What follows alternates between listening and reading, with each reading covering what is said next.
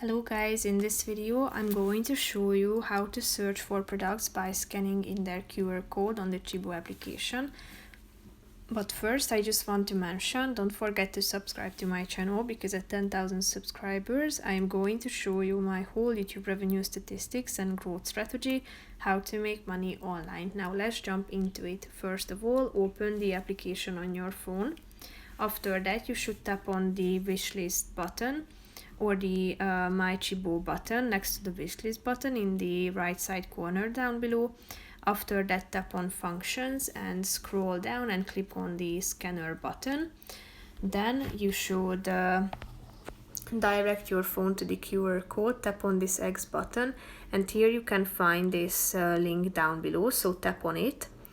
Click on the link at the top and you will be directed to a page where you can check out the product itself. So here you can find the product that you could find by the help of the QR code that you have scanned in. So that's pretty much it for this video, guys. See you in the next one. Bye bye.